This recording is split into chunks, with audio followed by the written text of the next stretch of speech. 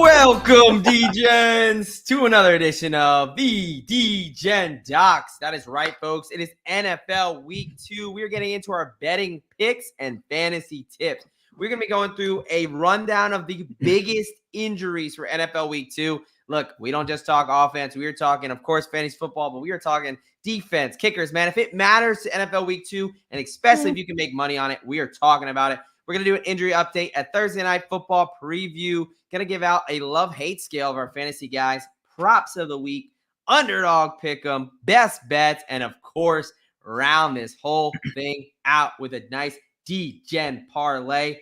We got a packed show tonight, and we know we got to get this done before kickoff. So let's get this shit on the road. The NFL Week 2 betting picks and fantasy tips edition of the Degen Docs on the Sports Gambling Podcast Networks is brought to you by Underdog Fantasy. Sign up with promo code SGPNDOC to score up to $1,000 in bonus cash. We're also brought to you by Rhythm. Get your 7-day free trial today by going to sportsgamblingpodcast.com/RITHMM. All right, folks, I am one of your hosts, the OG Degen Doc himself. But more importantly, I am joined by my co-host, my brother in degeneracy, Mr. Derek Bennett, a.k.a. Professor Locks. How we doing tonight, brother? Doing just fine. Getting ready for a pretty big Thursday night game, it seems. You know, with the rivalry that started between the Bills and the Dolphins over the last few years. They're kind of, they hate each other? I mean, yes. Yeah. I mean, folks, I think we will talk about this right from the top. All right. I was going to wait to bring this in. Hey, if Derek is a little off today, give him some slack. All right. Give him some congrats. My guy is getting married this weekend. So he is just, as anyone who has been married and has gone through that, let's call it hell week, leading up until now. Hey, wedding day is a great day, but we all know the shit beforehand is not so fun. So if Derek's a little out of it, first of all, congratulations. I know we're recording this and I'm hopping on a flight early as fuck in the morning to come out and be there for you. So thank you for that. Hey, I appreciate that. But yeah, you're not kidding with this week has been very busy talking to a lot of people. And then on top of that, the good professor that I am, I couldn't just give the kids Friday and Monday completely off. So I recorded all of the lectures. Oh, wow. For you could have just thrown on a fucking Monday. movie. You could have put on like the little VHS tape or whatever and put on Bill Nye. Actually, I use the platform we're using with StreamYard. Very, very easy to do. Makes it simple to have me up there talking my stuff, still throw up a PowerPoint. It's great. So if there's any other professors out there looking to sandbag their way out of it, just go ahead and hit on StreamYard and record something. All right. Hey, look, NFL Week 2. I feel Week 1, we talked about it. Hey, try not to blow your load, whatever. Yep. I know we were all excited. But I feel like with NFL Week 2, you almost do get that. I'm going to call it NFL Week 2 clarity. You know what I'm saying? Like we were so excited. You kind of blew your load in the first week. Yeah. And now, like we do in the natural realm where, hey, I can think a lot clearer, man. I love what I'm seeing on the board today. I don't know about you, but I'm excited for this. No, I completely agree. There's like this newfound confidence heading into Week 2 that, after all of the Week 1, I guess, high points and low points that there were, because believe me, watching the quarterback play last weekend, holy rough, shit, very rough. But we kind of understand a little bit more about what these teams are about, kind of how some of those offseason moves will help certain teams, and the loss of them will definitely hurt quite a few others. Yeah, no, I think the biggest thing really is that we actually have game tape, right? Instead of all these projections and seeing how these teams are going to look, like we can actually turn to, hey, last week, look what we did. So very, very excited there. All right, folks, that picture. We're getting into it. This is a big reason why you guys tuned in. We're running through some of the biggest injuries for NFL Week 2. So let's go ahead and get it started here. Let's start with the one DeAndre Hopkins. Now, he was kind of a no-show in Week 1. But there's been reports he's going to have an increased role. Now we haven't really talked about this because it's kind of what under the radar a little bit. Mhm. But he's dealing with a grade 3 full tear MCL Yep. strain. What are we thinking there? What is this something that's going to get better, or is this going to hinder him all year? Yeah, this is gonna be a challenge for him most of the season, with those MCL sprains. It's a major stabilizing ligament, and if we don't have that stability on the inside part of the knee there, it could be very, very challenging as far as cutting, pivoting, jumping, those kind of things that D Hop is very good at doing. Yeah. No, I mean, look, guys, it's fully torn. That doesn't magically get repaired with rehab. I wish, Exactly. hey, we're physical therapists. We wish that we could just put our hands on you, rehab the shit out of you, and it's just going to magically reconnect.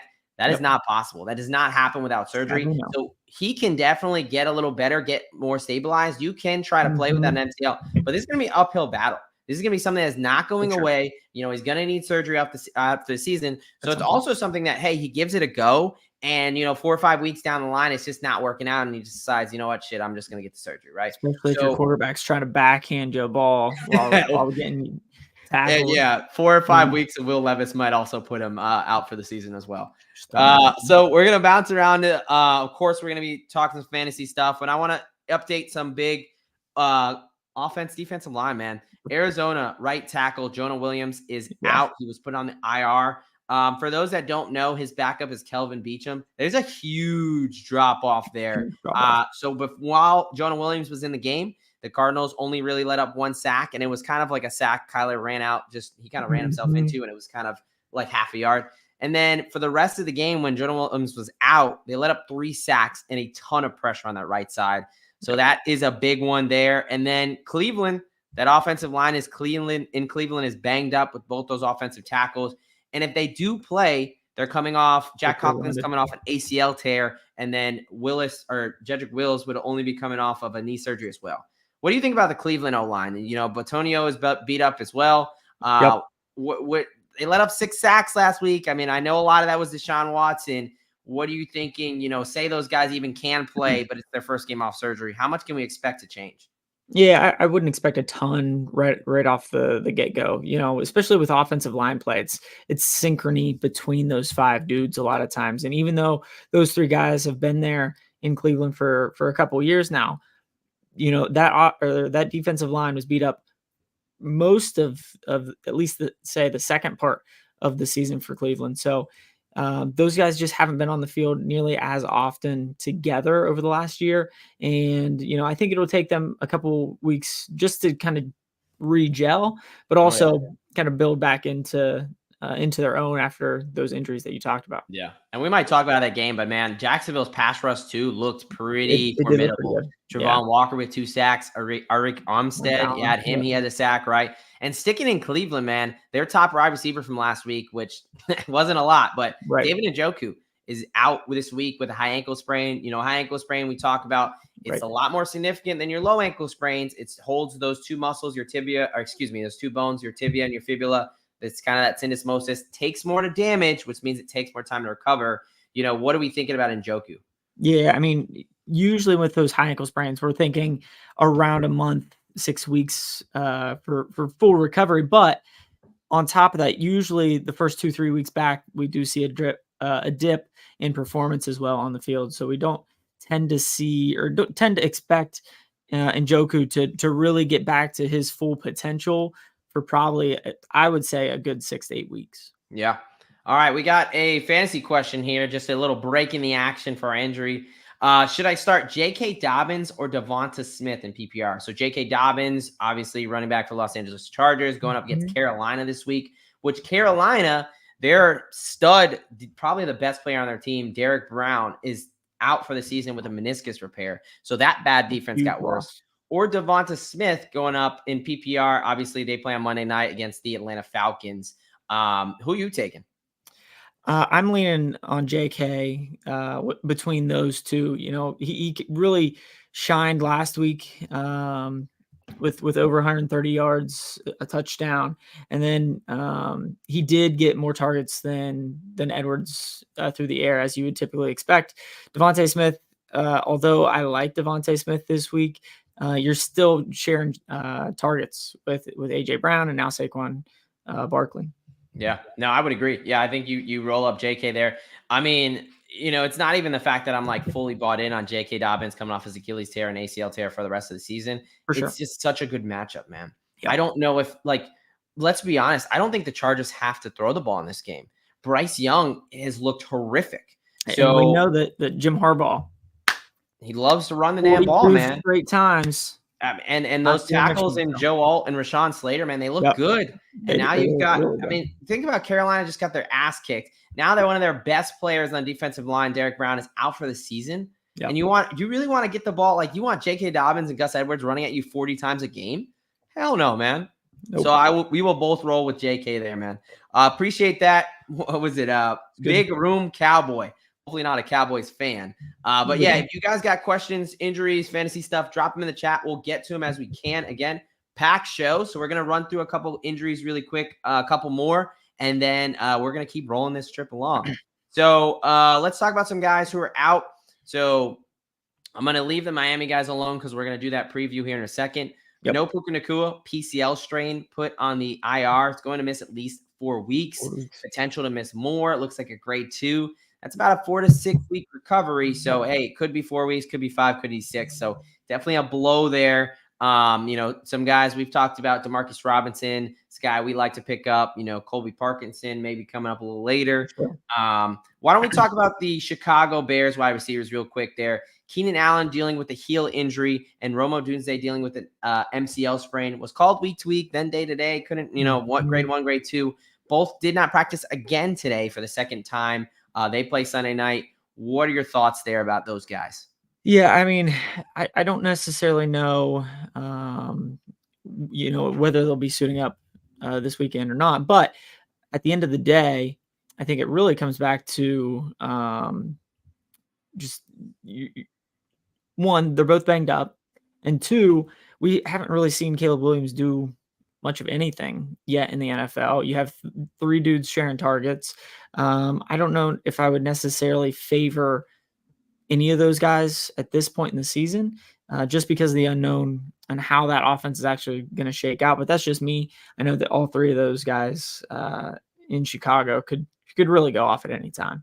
Yeah, I mean, look, Caleb Williams threw for under 100 yards as a rookie. He's a rookie quarterback still, right? Texans have a pretty good defense, especially that secondary. So you may be looking at a situation where the Bears are down their top 2 wide receivers, right?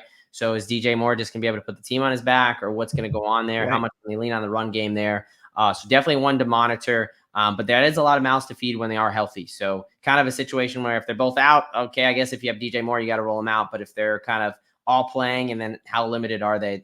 It's really kind of a sticky situation there in Chicago. All right, some quick ones, and then we're going to get into 2, and then we're going to go to Thursday night. Jordan Love, MCL sprain. They originally said 3 to 6 weeks. Now they're talking about him having a chance to play. Bull fucking shit. We are still concerned about the high ankle sprain that was with the mechanism injury. So be wary, Jordan Love and Packers, Jordan Love fantasy managers and Packers fans. Another one, Jordan Addison. He came into the week. We gave out Jordan Addison under 44 yards because he was trying to play off a high ankle sprain. Only 3.5 weeks of recovery. Boom. He injured his other ankle. Did not finish the game. Only finished with like 30 yards or something like that. He hasn't practiced this week. He's likely going to be out, I think, multiple weeks. So Jordan Addison, that's one to watch. And then last guy I want to talk about here, Kenneth Walker for Seattle. Why don't you tee him up? What are we dealing with there? Yeah, so with Kenneth Walker, he's had this sort of an injury in the past, and it's more like an abdominal strain.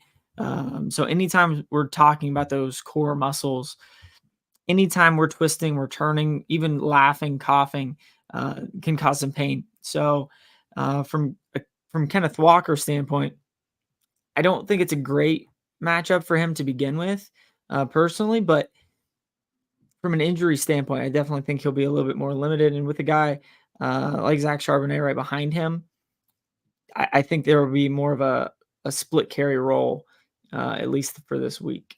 Oh, yeah. I mean, look, he's had 4 different groin abdomen injuries in the past 2+ years, right? Just over 2 years. That's a concern. Like, this is an injury that, like you said, it affects a lot of things that we do in our day-to-day life. and it does not get better right away. He's going to be in pain, right? And you said it. Zach Charbonnet is a solid running back. Like, do we, they play the Patriots this week. He hasn't practiced yet. Do we really need to kind of risk further injury for Ken Walker? But this isn't something I just see affecting this week. Even when he gets back to playing, he might be a little limited depending how quickly he gets back. So that is the last big one there. All right, folks, we are about to head over to the Thursday night preview, the game that's going to kick off here in about 35, 40 minutes. Yep. But before we do that, let me tell you about some other things we got going over here at SGPN. The NFL and college football are in full swing. So make sure you subscribe to the Sports Gambling Podcast and the College Football Experience for free picks for every game against the spread. Right here on this show, we will be giving out our best bets, things we feel the best about in the NFL. But Sean and Ryan, the bosses, the big head honchos, they go through all games like they've done for 11 straight years. All 32 teams, all 16 games against the spread. And then the TCE guys, man, I was just out in Vegas, hit a sweet 4-1 BYU money line on a Friday night. That'll get you started. The Super Soaker Mormons, that came directly from those guys over at the TCE. So, hey, even if you just want to throw a couple shekels on college because there's so much shit to try to keep up with, check those guys out, man. All right. We are here, folks. And as in here, we are talking about none other than Buffalo Bills versus the Miami Dolphins, kicking off there at 8:15 p.m. Eastern time. Hey, we're going to quickly go through a little bit. I'll go through the injury situation. I'll ask you for your takes, what bets you have, and then we'll kind of go from there.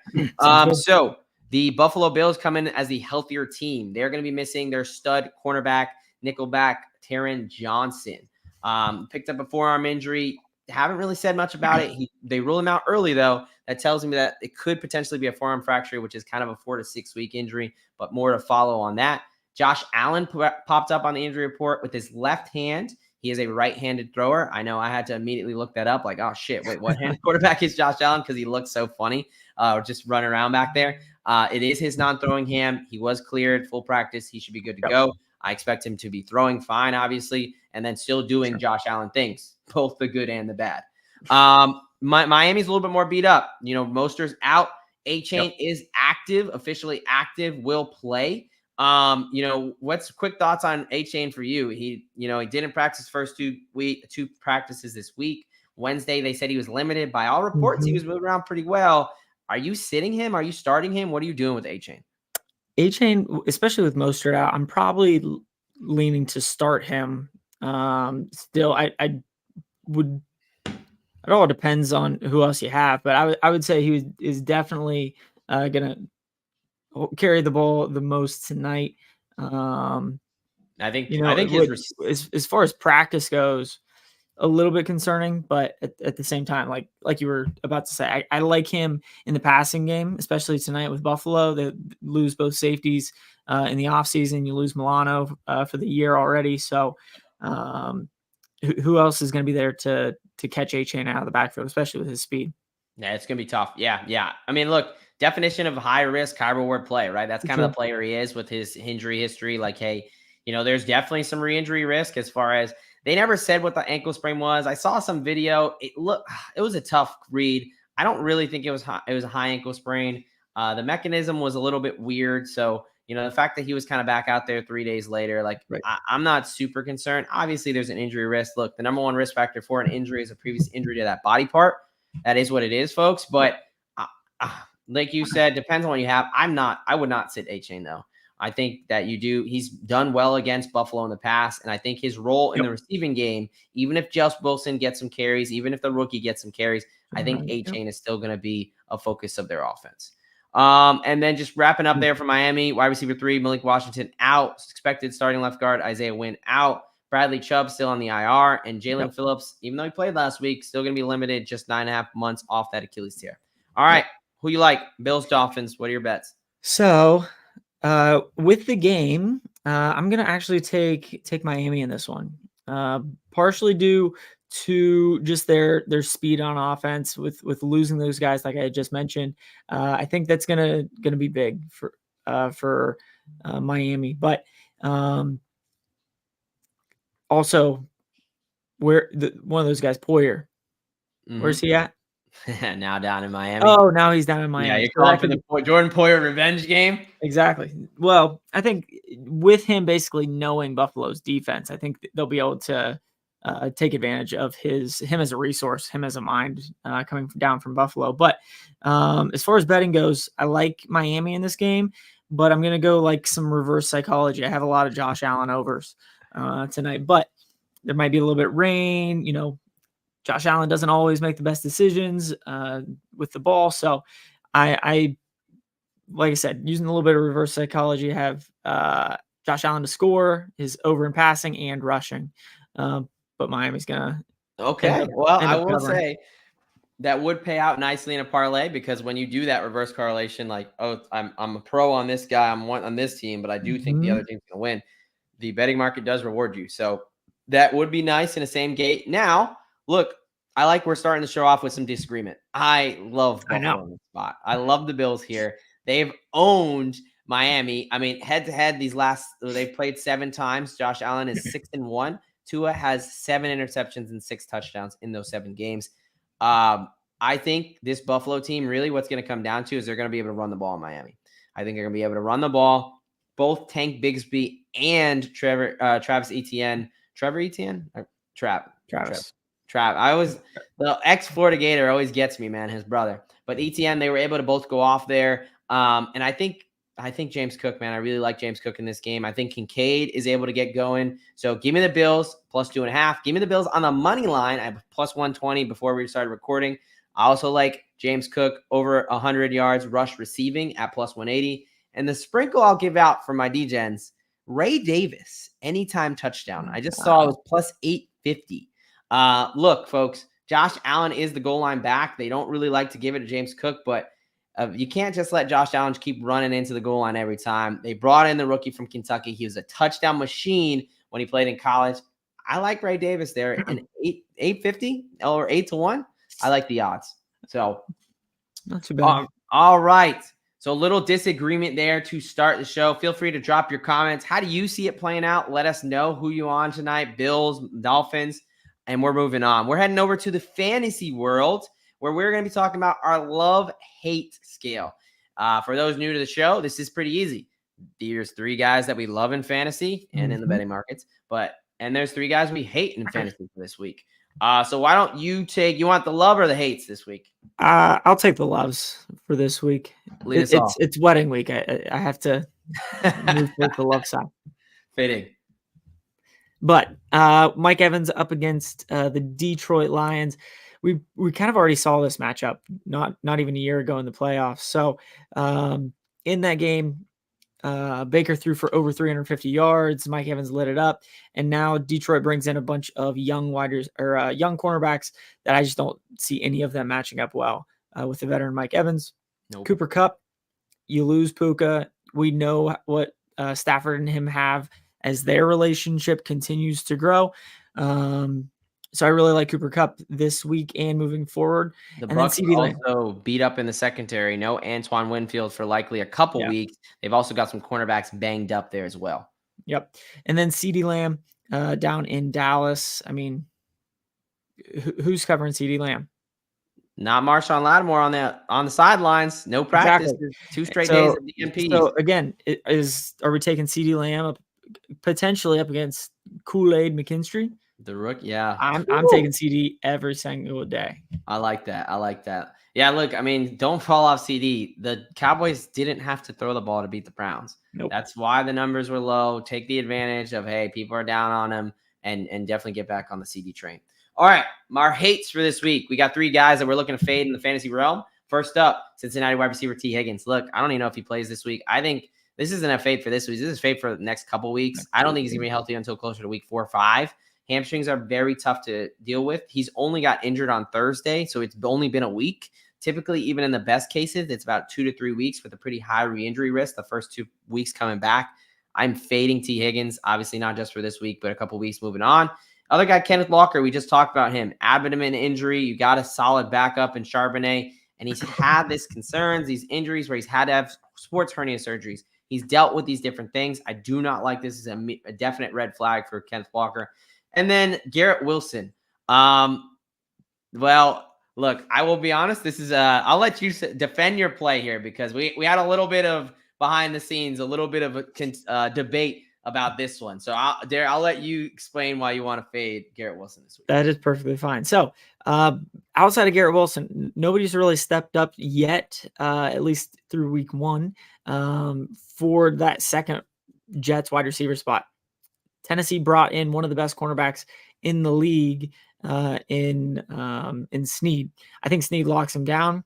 The Bears have 3 stud wide receivers compared to the Jets 1, and they locked all 3 of those down. Caleb Williams didn't even throw for 70 yards. So I think Tennessee's defense played really, really well last week. I see them doing that again up against the Jets.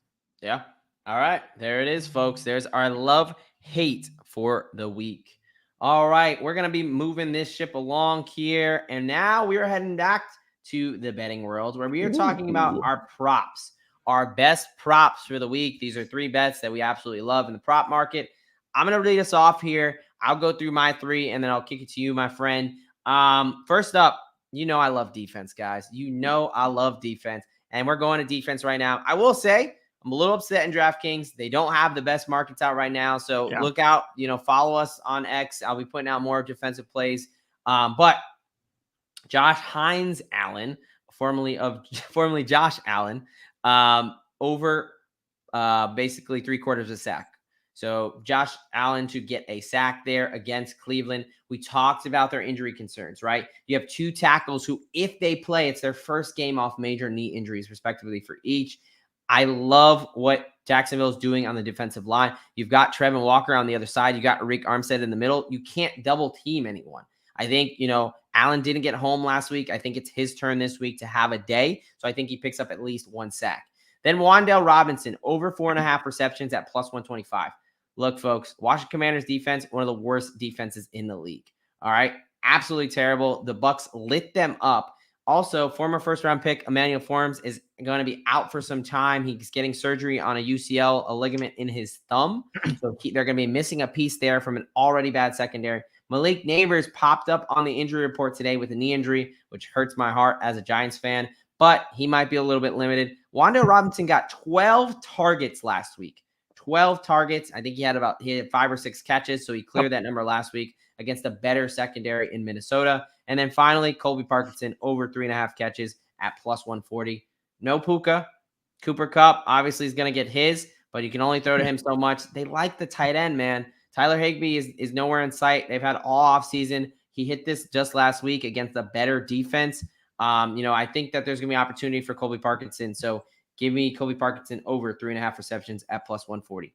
All right, what props do you like for this week? Yeah, the first couple we've already touched on a little bit with Garrett Wilson, Cooper Kupp, how we love and hate one of each of those, and that's how my bets lined up in the prop market. So I think Garrett Wilson goes under 69.5 yards, minus 110. Nice. I already talked about kind of my angle with him. Cooper Kupp over 90 yards. I boosted that up for an even 1-to-1.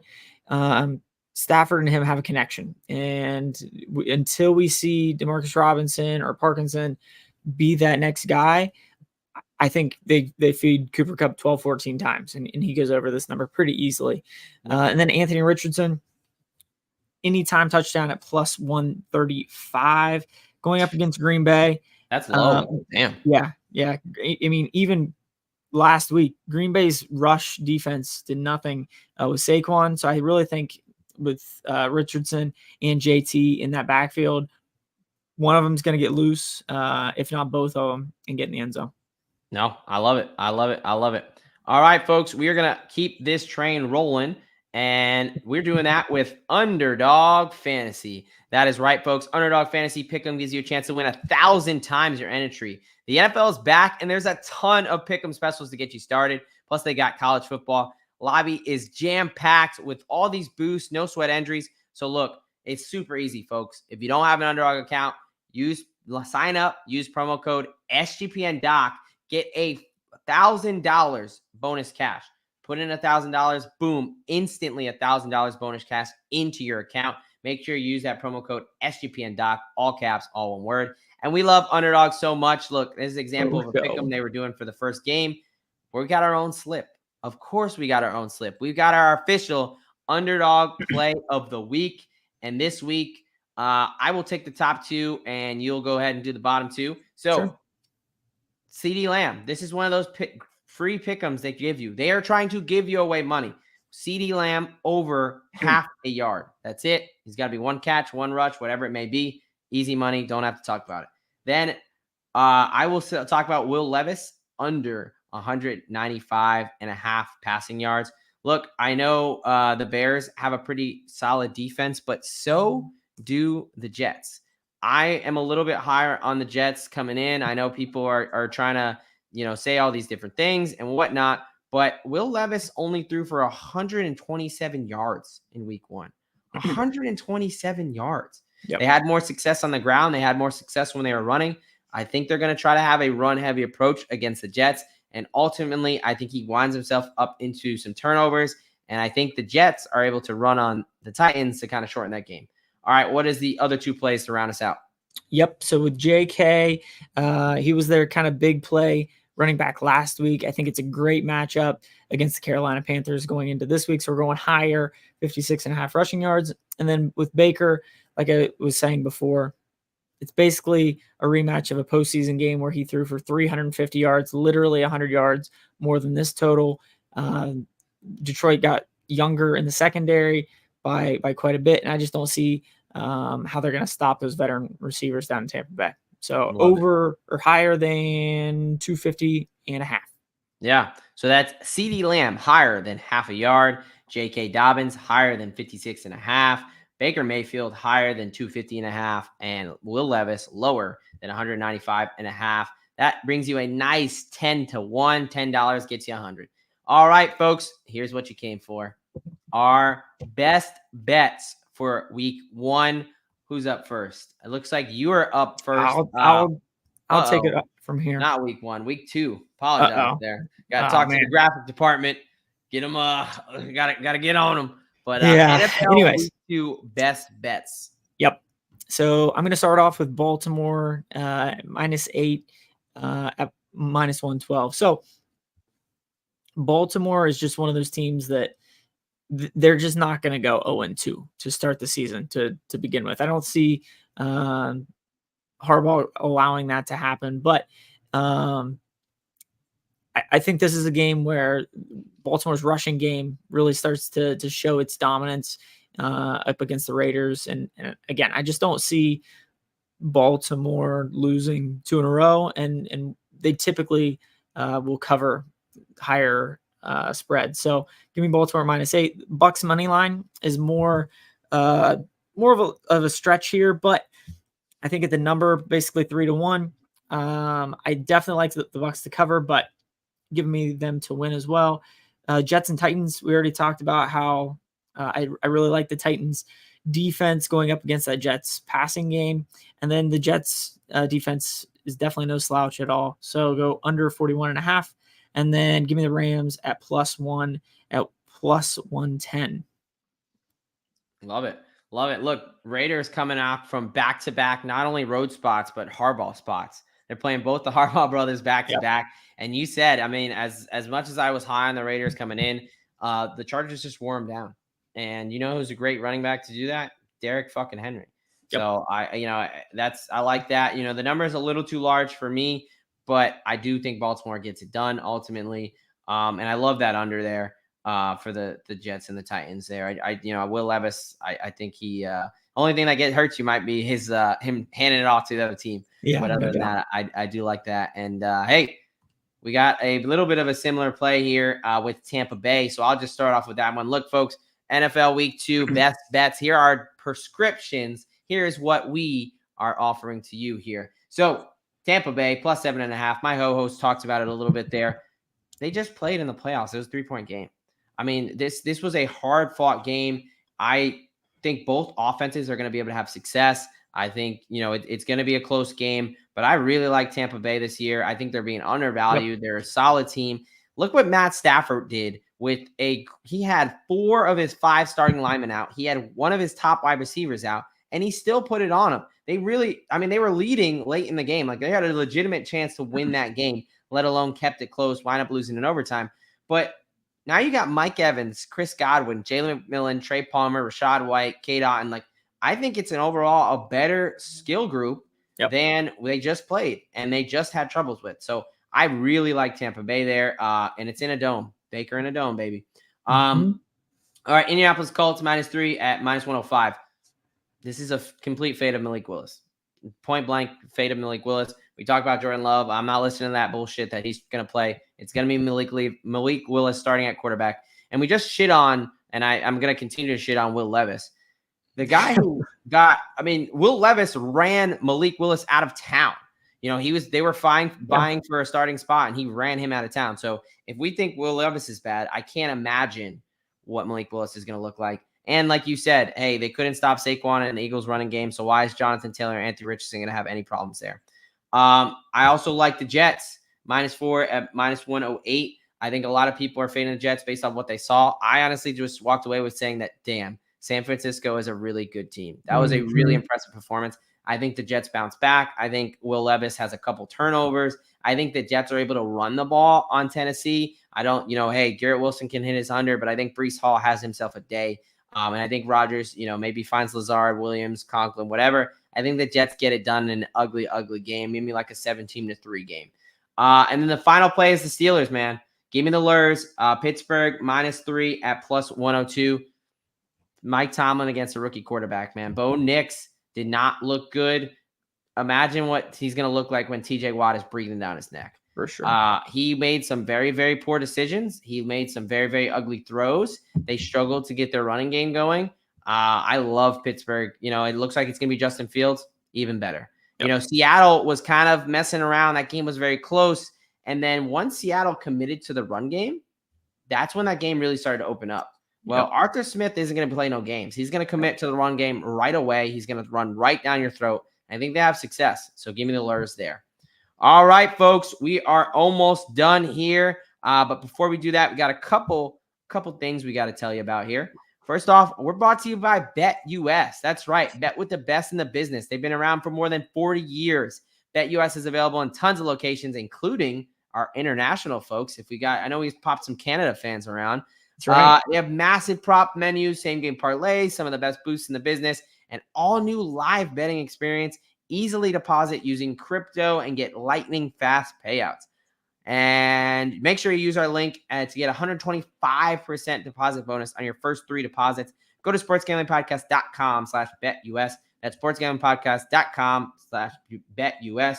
Promo code SGPN so they know we sent you. BetUS, America's favorite sports book. And Rhythm. Look, you guys know I always feel smarter whenever I do this ad read over at Rhythm because they love models, the sports betting kind, and they love football. And so that's why we're a proud partner of Rhythm, number one, an AI-powered sports betting platform that helps provide bettors of all levels the ability to build custom predictive models in seconds and get predictions for betting on money line spreads, totals, and props. Build your own model or you copy it. Hey, maybe you just want to copy the smart guy's homework. That's where you go over to Rhythm, pop it in. But if you do want to get creative, hey, I like these stats. These stats matter to me. You can create your own model there. So go ahead, sportsgamblingpodcast.com/rhythm. That's sportsgamblingpodcast.com/rhythm for a 7-day free trial today. All right, baby. We've made it to what I think is the most fun part of the show. We are going to give our official Degen only parlay. And my friend, I will let you kick it off. Look, folks, what a better than a wedding gift than for 134-1 to come through. Exactly. So we're going for 6 dudes to score. It's kind of a little bit of a bounce back ATD parlay here. So I need Josh Jacobs, Maserati Marv out there in Atlanta, Derrick Henry, Gus Bus out in LA, Malik Neighbors, and Brandon Ayuk all to score at some point throughout the weekend. Like I said, some of these dudes they need a bounce up week in terms of Marv, in terms of Malik Neighbors. Ayuk didn't do a whole lot. Come week 2, I think we have some better matchups for those 3 teams. So give me those guys, all 6 of them to score at 134-1. I like it. Getting into the triple digits there with the odds. Last week you were slacking a little bit, so I'm glad you brought it up to the table there. And before my wonderful co-host gets roasted in the comments, remember, it is his wedding weekend. He knows that Marvin Harrison plays in Arizona, not Atlanta. Yes. All right. Whatever that is. So, One of those at this point, whatever the fuck, yeah. All right. I will wrap us up here with my Degens only. So my esteemed co-host took an approach of going 6 guys. I'm going to go with 2. I'm going to go with 2 guys to get a 65-1 payout. I'm going with Ray Davis. I talked about him, 850. Mm-hmm. I think he has a real chance to be Buffalo's goal line back. And I'm going Foster Moreau. I came in as a Jawan Johnson guy, but Foster Moreau is the one who got more targets. He got more receptions. And he also got a touchdown just last week. There's no way he should be a 6-1 anytime touchdown. Derek Carr kind of loves him. So give me these 2 guys who I think these prices are way mispriced. Ray Davis and Foster Moreau to score. And we are coming home with a nice 65-1. All right, folks. Look, we've got the game kicking off in about 10 minutes. So that means it's time for us to get the hell out of there so you can get these bets in. We appreciate y'all coming out, dropping comments. As always, get into the chat, make it lively. Cashing bets is fun, but cashing bets as a community, as a family is even better. You got anything for the good people before we see them again and you're a married man? That's right. Nope, nothing except for always share, follow, like, subscribe, all the things. We greatly appreciate all the comments, support, especially jumping in the chat. It's great fun. Yes, as my co-host said, please follow us. We are a new channel. We are a new show. So, hey, any feedback, likes, comments, subscribe, tell your friend, especially when we cast some of these bets. Be like, yo, I listened to these 2 fucking idiots and they actually won me some money. So that is our goal so that you can come back. But from us here at the Degen Docs, look, folks, you know what they say. A lock a day keeps the bookie away. And we have got your prescription. From the Degen Docs, we are out of here. What's up, Degens? Doc here. As a proud member of the U.S. Army and a lover of football, sometimes those 2 things cross over on here. But as you probably already know, as a lowly captain, these are just my opinions. These are not opinions that are representative of the entire DoD or the U.S. Army. The same thing goes for any references to any commercial products or hyperlinks. Again, that does not constitute an endorsement from the DoD or the Army. I hope you enjoyed the show, and as always, let it ride, baby.